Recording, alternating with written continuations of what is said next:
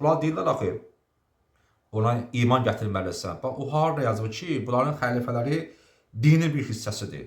Bu hansı ayəmizdir? İkincisi, sünni alimlərin əksəriyyəti imaməti üsudindən bilirlər. Üzrsən, üsudindən bilmirlər, Firudindən bilirlər. Deyirlər ki, xəlifəli məsələsi Firudindəndir. Sual verir, harada yazılır?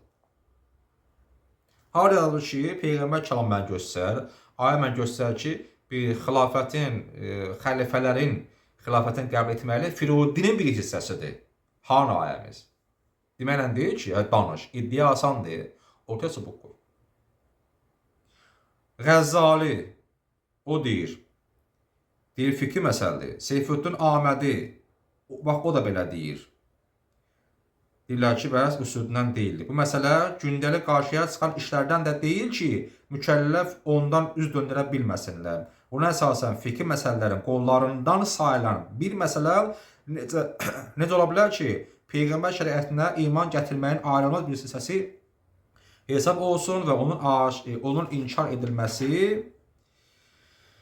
dindən xaric olmağa səbəb olsun. Bax, Firudi nədir? Firudi budur ki, gündəlik qarşıya çıxandır.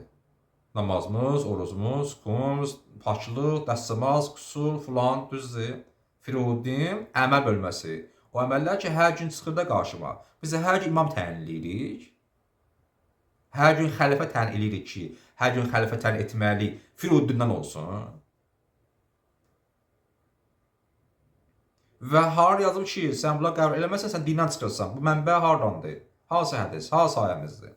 Üçüncü, əgər xəlifələrin xilafətinə iman gətirməyin dinin hissəsi hesab eləsə, ortaya suallar çıxır. Onda Peyğəmbərin, bu yaxşıdır, baxın, onda Peyğəmbər sahabələrinin və müsəlmanlardan bir çoxunun dindən çıxması olacaq. Demir, siz bunları qəbul etməlik dinin bir hissəsidir, qəbul etmən dindən çıxıb. Bəyan deyirsiniz ki, bütün sahabələr yaxşıdırlar. Axı, əvvəlcə qəbul etməyən var müsəlmanlar. O evə gəlməyən var müsəlmanlar. Seçimdən sonra da, bugünə qədər də, hələ həmin dövrdə eybi yox. Onun dövründə əvvəlcə qarşı çıxanlar da vardı. Onu xəlifə kimi qəbul etməyənlər də vardı. Onda hamısı çıxıb dindən sahabələr. Əli əvvəlcə qəbulləmir. Bu sözüdür. Əli dindən çıxıb. Məndə siyahı var, 50-dən çox nə qədər sahabə vardı ki, o qəbulləmirdilər sahabəni ki, əvvəlki ki, biz də qəbulləmirik də. Gavur öldü. Dində var məcburiyyət. Mən isə qəbulləmirəm. Məcbur sevgi var dində.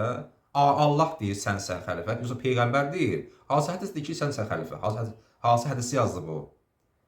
Və qəbul etməyən dindən çıxır. Hansı faktaya əsasən dindən çıxır. Dindən çıxmaqlı sənə qəbul etməliyinəndir. Sən dinin bir hissəsisən, nə vaxtdan? Hansı aya əsasən? Və siz bütün sahabə mömin hamısı əhli cənnətdir. Əvvəlki qəbul etməyən sahabələr var idilər. Onda hamısı yer cəhənnəmdir. Və desə hamısı yer cənnətdir.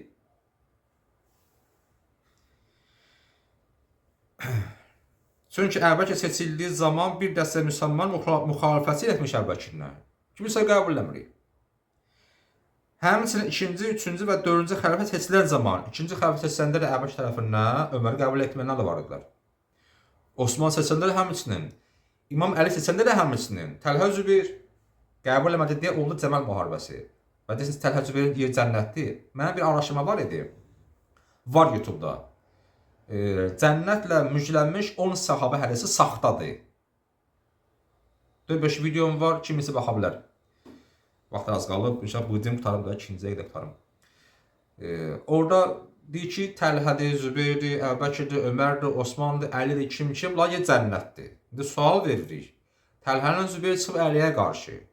İmam Əli ilə bunların müharibəsi olub. Yaxşı. İndi kim də haqq? Necə olur ki, bu ölür, bu öldürür, ikisi yer cənnətdir. Bu birinci sualımız. İkinci, Təlhə Zübeyir yoxsa Əli, hansı mömindir? Hansı mömindir?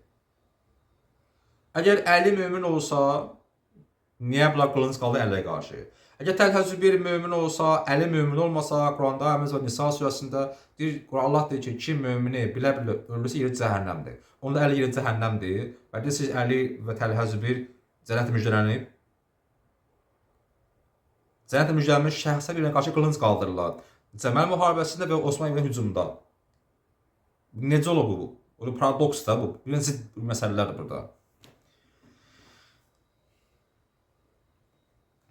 Sonra halbuki əvvələ qeyd etdi ki, əhl-i hədis bütün sahabələrin adil olması inanır. Həm adildirlər, həm əvvəlki qəbul eləmirlər. Qəbul etmirsən, mən sən mürtədsən. Bəs adillikdir. Və onların fəzlətlinin inkar olunmasının dindən çıxmaq kimi qələmə verirlər. Kim bunların fəzlətləri inkar eləsə, bu səhabələrin dindən çıxıb. Yaxşı, bu dindən çıxırsa, yəni onlar biz sahabələrin üstünlüyünü qəbul etməsə, dindən çıxır. Yaxşı, bu qoyaq. Bu sahabə, o sahabə qəbul eləmir. Bu cavab verir. Bəs ondan nə olacaq? Bu qədər. Çox təəssüf mən çatdırmadım. Hələ bir verəcəyimi oxudum.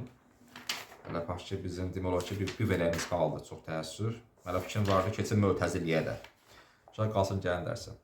Allah elmimizi artıq eləsin. Allah yolu gözlədiyimiz 12-ci amil gəlişini tezləşdirsin. Amin. Allahümmə salli əla Muhammedin və ali Muhammed və accil faracahum.